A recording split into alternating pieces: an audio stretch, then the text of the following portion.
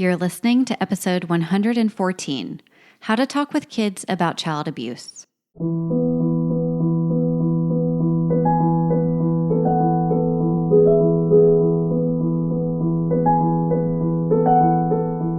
Hello, my friends. I know this is a heavy topic as soon as you listen to this, but I am telling you that this expert, this woman that we have on the podcast today, is going to give us tangible ways to make this concept not scary and to actually empower kids and their parents.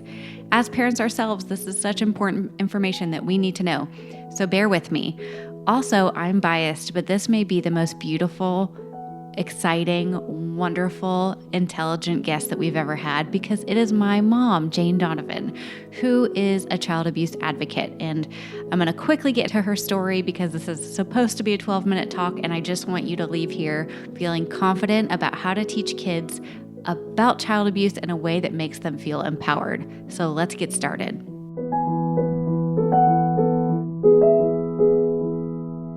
Before we jump into the episode, I wanted to let you guys know that if you are a parent, a child life specialist, or professional working with children, you're going to want the hospital or physician's office or urgent care that you take your kids to have the Child Life On-Call app.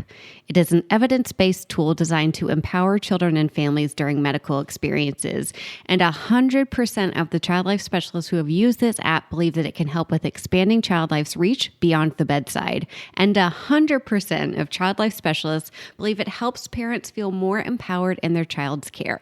Learn how to get the Child Life On-Call app for your facility or doctor's office by going to childlifeoncall.com/partners.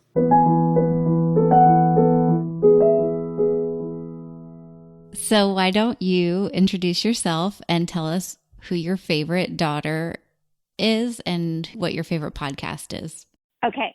My name is Jane Donovan, and I am your mom. And my favorite daughter would be you, not only because you're my only daughter, but because you are my favorite. And my favorite podcast, let me think. I know. Child Life On Call. Oh, you're so good. You got them all right. Thank you. Thank you. So hello, listeners. So, I am a number 2 on the Enneagram, which means I need to be needed. And I would say I get that from you, Mom. No, you think? And I would also say that I constantly need words of affirmation. And you just demonstrated that at the beginning of this podcast. So thank you. You're welcome. I'm always here to do that for you. So in all seriousness, I wanted to have you on the podcast because you are an expert in the field of child abuse prevention and child abuse advocacy and advocacy centers. And I've known it's been a part of my life for forever, which I think I can give confidence in saying child abuse is a scary and terrifying and upsetting and the worst thing you could ever think of. But because of the way that you have raised me in this ongoing conversation, I'm not scared when we talk about it. And I don't think my kids are either because you started that conversation with Wesley, your grandson, my son, when I think you gave him a child abuse coloring book when he could hold a crayon. So I think I did. So why don't you give our listeners a background about how you got into this field and kind of where your passion was born from? Okay, so this is my only concern. I have to do this in 12 minutes, so I'm going to have to talk really fast. Well, take your time. Take your time. Okay. Well, if it's 12, that's great. If it's 20, that's fine. Okay, good. I became originally involved with child abuse because of a family event. You were with me. You were 7, and we were at a park in Plano, Texas. Jimmy had baseball practice, and it was Labor Day weekend, 1993. It was wonderful. That was Friday night. And then on Saturday, there were soccer tournaments there. And in the midst of those soccer tournaments, a little girl who was 7 years old, she was 6 months younger than you, was abducted from the park and taken. And it was one of those things that hit me very personally because of you. really, because I recognized that it could have been you that had been taken that day. So fast forward, not to go through the events of that, tragically, that little girl did not survive. But years later, her parents and I are best friends. They are wonderful people. And I will tell you that Ashley Nicola Stell, that little girl, rides on my shoulder and has given me this passion. And I owe all of that really to her. So when that happened, I realized that I needed to take steps to find out how I could prevent that from happening to my children. And that took me to a new project, really, that was a nonprofit project just beginning back in the early 1990s called Children's Advocacy Centers.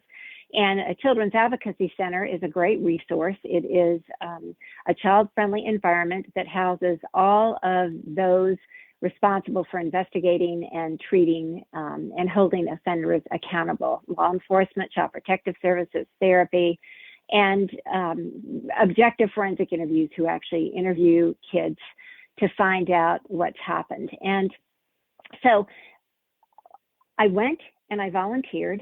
And the very first day I volunteered, I was filing away, back in these days, they were like beta tapes and VCR tapes.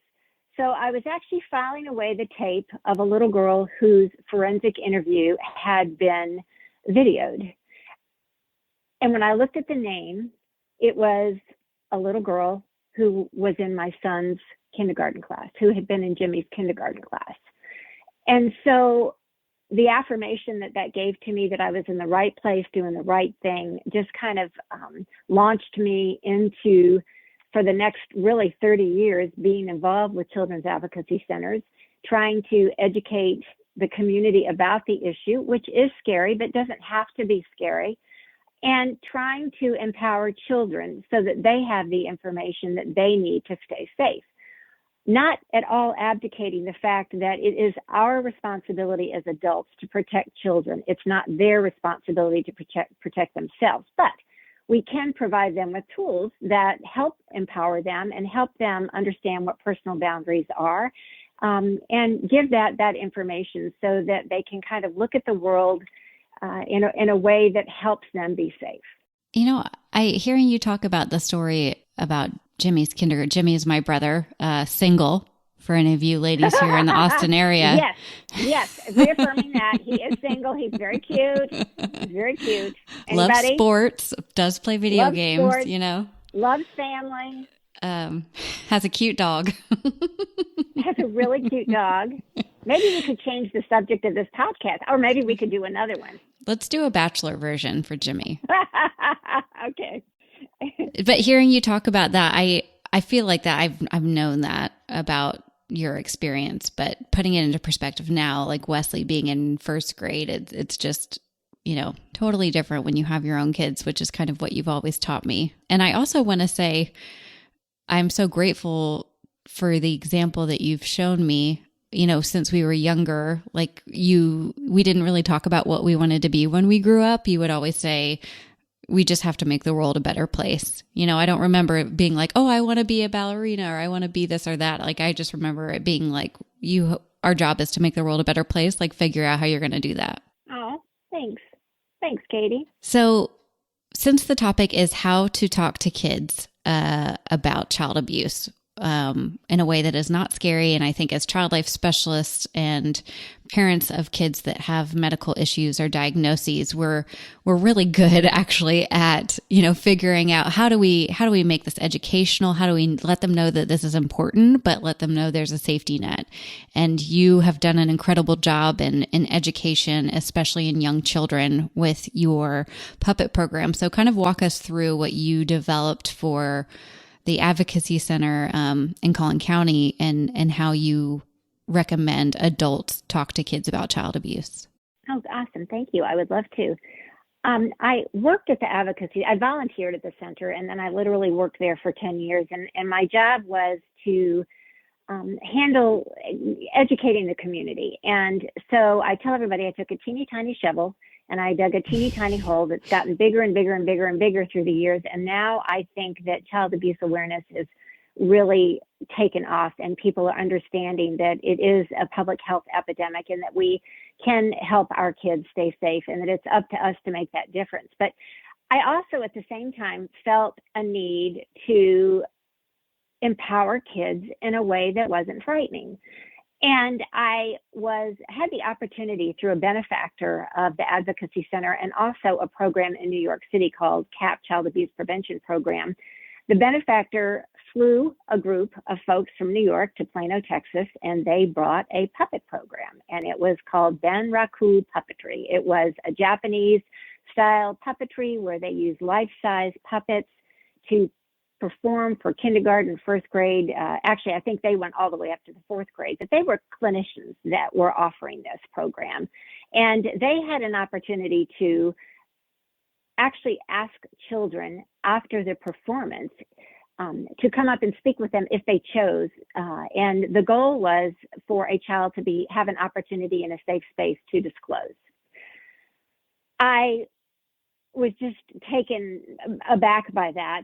But the problem for me is I am not a clinician like you and your child life specialist. I haven't gone through any specific training or licensure. So what I wanted to do was create something that I called edutainment.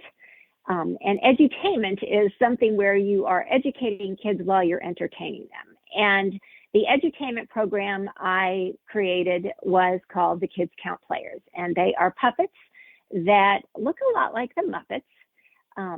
And so we have a little girl and a little boy and another little girl, and then we have a teacher and we have a police officer and we have a puppy. And so one morning your dad and I were running, and I'm trying to figure out, what am I going to name these puppets? Hold on. Well, are you saying that you and Dad left me and Jimmy at home alone? Well, yes, I think we did. Okay. Yes. I was probably in the 8th grade, so it's fine. Okay. Thank you, Katie. Good. You're welcome. You're scaring me with that. But anyway, Okay. So Dad and I go out for a run, and I'm trying to figure out what to name these puppets. And your dad had this endearing name for you, which was? Peanut Butter. It was Peanut. It was Peanut. It was just Peanut. You weren't Peanut Butter. You were just Peanut. I was Peanut Butter. Hey, Peanut Butter. No, you weren't. You were Peanut, and then your best friend was Butter. No, she was Jelly. Okay. All right. Okay, Whatever you say. Anyway, let's call him in. Okay. All right. Let's call him in. Just kidding. Nonetheless, so we named this little girl Peanut, and we named little boy Butter, and we named their best friend Jelly. Mm-hmm. And then our teacher was Miss B. Strong. And we included a teacher because if I could show you a pie chart as to whom most children disclose, the largest piece of the pie is to teachers. That is generally to whom the person that a child feels safe and discloses to teachers. So I knew I wanted a teacher. And then, of course, law enforcement is important because they are out investigating and holding offenders accountable. So we named our police officer, Officer Do Right. And, every little girl and boy needs a puppy. So we had a puppy, and the puppy was Amigo.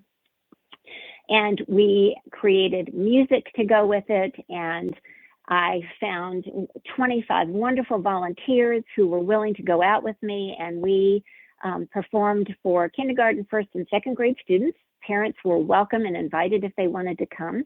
And we had a wonderful, friendly, fun program that lasted 30 minutes where we gave kids information about abuse. So we talked about the different types of abuses, but of course, in our culture today, the word sex has a connotation that is just ridiculous, right? And so I knew I couldn't get into the schools if I was going to talk about sexual abuse. So we kind of rewrote that and talked about different kinds of touches. And that was accommodated by teachers and counselors. And we performed while I was there, we did that. We started that program in about 2005. And when I left to move to Austin to be closer to my children and my grandchildren, we had performed for about 175,000 students. And so walking away for that program was hard for me. I would not give that up if the alternative was not being close to you guys. But that program's still going. It just started again after the pandemic, which is so flippin' cool. But we have a lot of anecdotal resource materials that we've created a child safety sheet, a parent's guide to how they keep their kids safe, and all of it with music that is just so cool. So not scary, not scary.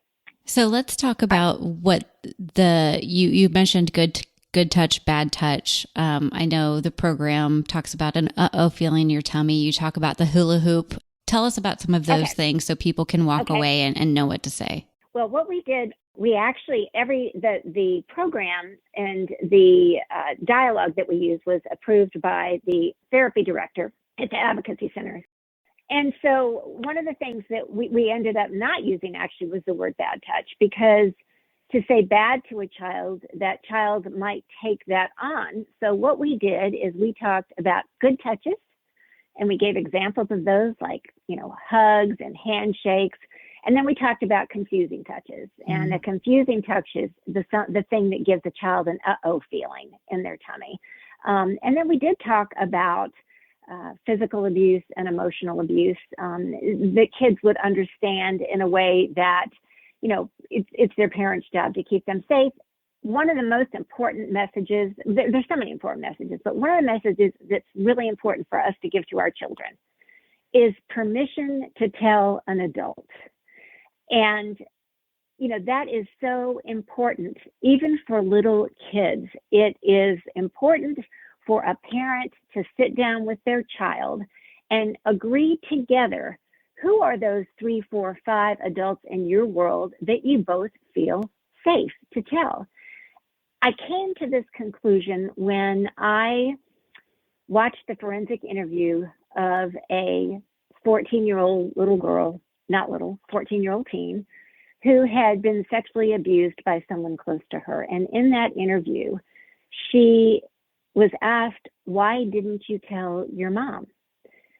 And her response was just an epiphany for me. She said, "I couldn't tell my mom because if I told my mom, it would have killed me." And then when we asked Mom said, she tells me everything. I don't know why she couldn't tell me that, but she couldn't. So that to me translates to, who could you tell? Because what you do is you give a child permission to tell. And number 2, you know who they're going to tell. So that's a big part of the program for little kids, for teens. The hula hoop is a fun thing to use. We call it circles around me. And the example is you stand inside a hula hoop. And inside that hula hoop, that is your personal space. And nobody has the right to come inside that space unless you give them permission to do that. And if they do come inside your personal space, you get to hold up your hand and say, "No, stop." One of the mistakes that we make as parents is that we, through wanting our children to respect other adults, insinuate to our child that, they have to sit on Uncle Joey's lap, or they have to kiss Aunt Mary goodbye. And no, they don't. They don't have to do any of that. And it's not disrespectful to tell someone that you don't want to sit on their lap, that you don't want them to give you a kiss, you don't want them to give you a hug. And so the hula hoop for a little kid inside of that kind of explains that's your space.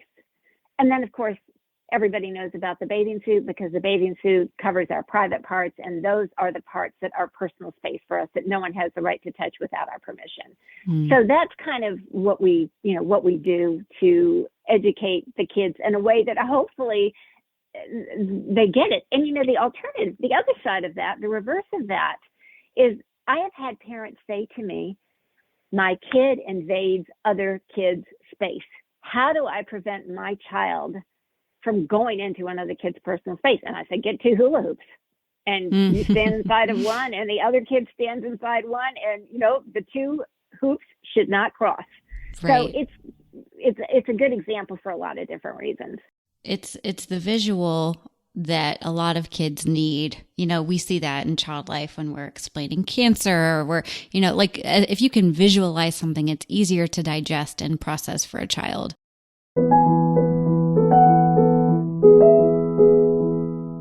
We are sponsored by Magic Mind. I am such a coffee person. I enjoy the taste and the smell in my morning routine. But the truth is, I go beyond that 1 cup of Morning Joe, and my 2 to 3 day cup habit is expensive and not that effective in the long run. Thankfully, Magic Mind has come into my life. It's a small green shot-sized drink of all natural ingredients like adaptogens to decrease stress, nootropics to boost blood flow and cognition, and unlike regular energy drinks, Magic Mind has minimal caffeine, all of which comes from matcha. After a few days in a row of drinking Magic Mind, I notice I have less brain fog and feel more productive without an afternoon slump. You can try it and get 20% off Magic Mind by going to magicmind.co/childlife and using code CHILDLIFE. If you are looking for a way to make a child in your life smile, then you have to go to smilemakers.com and go through all of the must-have toys, stickers, and prizes for kids. You'll find everything you need to make the hospital, waiting room, or even your own living room more fun with games, crafts, and prizes for every occasion. I also have very good news for you because when you go to smilemakers.com and type in OnCall20, you will get 20% off with no minimum order required. So stock up on bundles made specifically for hospital procedures and therapeutic play and make these already very affordable items more affordable with OnCall20. That's smilemakers.com and OnCall20 for 20% off your entire order.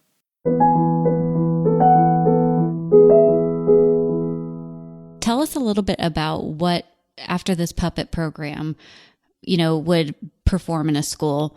What would you hear back from the counselors? What was the feedback from students? Oh gosh, it was awesome. We actually had one specific school that I just vividly remember where we were performing. When I got back to the center, when I got back to work, a counselor called me and told me that a child had actually come up to her during the performance and disclosed. So what the program did was not only educate kids, it created an opportunity for a counselor to have the door open for a child to come see them. And counselors loved the program. Teachers loved the program. Mm-hmm. It was also an opportunity for counselors and teachers to, have 45 minutes where they didn't have to be in charge. And so they always really liked that too. Yeah, of course. Wow. It's so impressive that you built this and that it continues on, from 2005 to now. And another piece of this puzzle that, you and I both wanted to talk about was the issue and the role that adults play in children's life. And I love that you said, we can empower kids, but ultimately it is our responsibility. And I would say if it hadn't been for you, I wouldn't have disclosed abuse a few times not disclosed my abuse, but mandated reporting as I needed to about child abuse within the hospital setting. A few feelings that I got from my interaction with a child or a family that didn't feel right. And I questioned myself a little bit and would maybe talk to, for one specific case was a surgeon, who I really trusted. And he didn't say, no, don't go report, but he's like, I don't see that. If you want to report, that's fine. But so it really is up to us as adults. We don't need approval from other people to report. You don't have to get your social worker's permission to report. It's great if you can, work together, but it is our job and a legal responsibility to do so. Can you talk a little bit about that? I can. And by the way, I'm so proud of you because I know that we've talked about a couple of situations that were uncomfortable. And the reality is that reporting abuse to the hotline, which is 1-800-252-5400, I tell people if I could tattoo it on their arm, I would. You would get a tattoo? Maybe not. Never mind. Let's change that. No, but okay. It needs to be somewhere, or you can just memorize it like I have, 1-800-252-5400. Now, maybe, I don't know, maybe your husband would like to have that number tattooed. I don't know, but that's, that's like, we'll do that. It's because he likes tattoos. Okay. He does. He likes tattoos. But here is what is important for everybody to know. It is really, really hard to report suspected abuse. I've done it, and it's hard for me. It is hard. It is not an easy thing to do because what you do is second guess yourself and say, what if I am wrong? What if I disrupt this family? And you know what?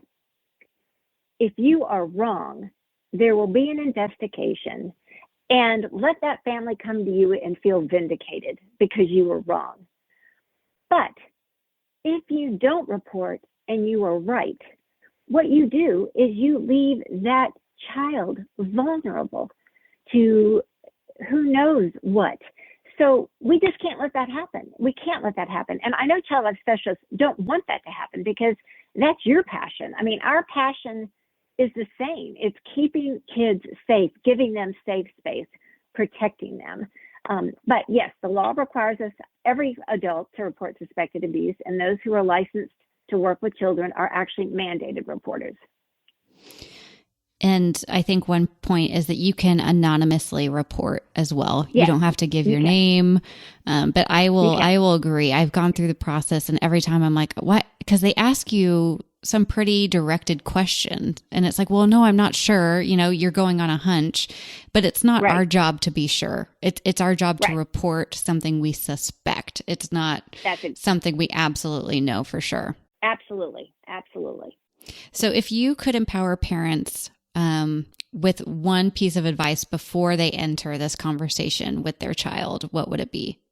I think it doesn't, I guess what I would say, Katie, is it doesn't have to be a conversation, right? It doesn't have to be, okay, sit down with me and we are going to talk about keeping you safe and abuse. It doesn't have to be a conversation. It is a fluid conversation. People say to me often, you know, well, my child is too young. No, your child is not too young to understand the names of their body parts. I mean, no kid is too, I hope I can say this, but you know, an arm is an arm, a penis is a penis, a vagina is a vagina, a foot is a foot. And so, you know, to give another name to a body part of a child makes a kid think, well, we're not calling it an arm, you know, or we're calling it something else. So that must mean this is not right, or that this is something scary. So I think the conversation is fluid, and it is, you talk about being inside a hula hoop, you talk about boundaries. You know, your babies come over here and they go to the bathroom and they say, Nana, I need my privacy. I need my privacy. And it makes me so proud because I know you taught them that. And that's not a conversation that you sat down and said, well, when you go to the bathroom, it's right. It's because it was a natural conversation. And so I guess, you know, my one piece of advice for parents or anyone, make it a fluid conversation. Don't make it the conversation, because then it becomes uncomfortable. But I will also say that there are things as an adult that you can do to keep your kids safe. You know, I think probably the most important thing that I would tell parents to keep their kids safe is to not allow a child to be in an isolated situation alone with an adult. I'm going to say 70% of, or even 80% of cases that happen because of happenstance that has led a child and an adult into a space alone. And, you know, I had someone say to me one time, well, you know, my kid goes to see, you know, the preacher, and they talk about spirituality. And I'm like, well, that's great. They don't need to go into a room and shut the door to do that, right? They can sit outside on the playground and do that. When we let our kids be in those situations, whether it's an overnight stay, whether it's a camping trip, whether it's a soccer lesson, whether it's somebody picking up your kid, make sure that is not going to be a circumstance where that kid is by themselves. So that's probably one thing. The other thing is to hold youth-serving organizations accountable. You know, I always say that what takes change is when we have a revolution that impacts people's pocketbooks. And if you want to send your kid to camp, you know, you go and you make sure, do you do background checks on your staff and volunteers? Do you have them go through training? Do they know how to report? And if they don't have answers for those things, go somewhere else. So I think those, in addition to talking to your kids, are some of the things that are important. You know, I remember with you and Jimmy, when I think about this now, it just makes me, I feel so guilty. I mean, I made you guys go to piano lessons and I didn't come in with you. Mrs. Breitling. I let you go in. Don't worry. It was pure torture, but not because of abuse. That lady smelled so badly. Oh, gosh. At any rate, if I had it to do over, I would have done it differently. I would have come in and listened.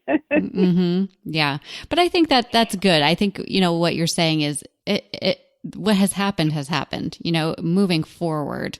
These are the things Right. to look out for. I love your suggestion about because I want my kids to have trusted relationships with adults outside of, Preston and I. We have Right. dear friends who they love and they call family, but that doesn't mean they have to be alone in a room playing video games together. Right. That's not a situation I'm going to put them in. And it doesn't mean that I don't love and trust my friends. It's just, if I can Of course. avoid that, we'll do that. Right. That's smart. Well, thank you so much for being here, for explaining all of this. You make it so digestible. So just to recap the things, right? It's an ongoing conversation. There's good touches and then there's confusing touches. A confusing touch gives you that uh-oh feeling in your belly. Who are your close adults that you feel comfortable disclosing to? We talk about that a lot in healthcare, who not necessarily disclosing abuse, but when you're feeling sad, you're feeling overwhelmed, who are the people you talk to? And then asking questions as parents to the organizations that we are sending our kids and participating in. Right. And if people want to watch the cute little Kids Count players on YouTube, they can go do that. And maybe I'll link it on Instagram, but this has been so helpful.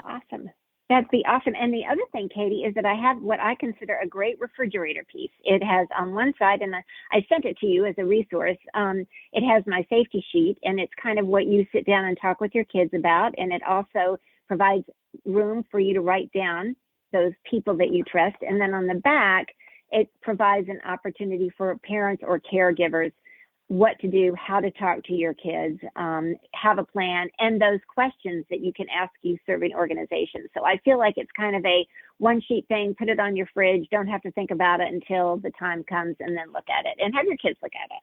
I love it. Well, so proud you're my mom.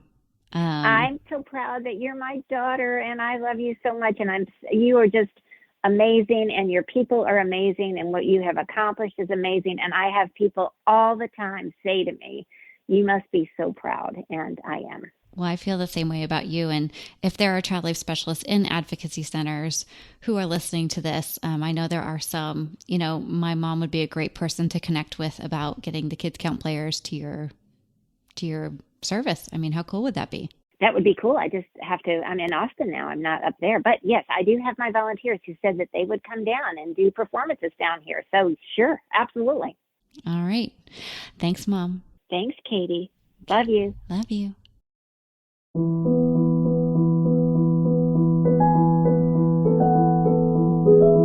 Thank you for listening to the Child Life On Call podcast. I'm your host, Katie Taylor, and you can follow us at Child Life On Call on Facebook, Twitter, and Instagram. Please rate and review to make it easier for other families to find us. We have cute merch available at www.bonfire.com/store/childlifeoncall, and you can listen to more episodes and find resources at childlifepodcast.com.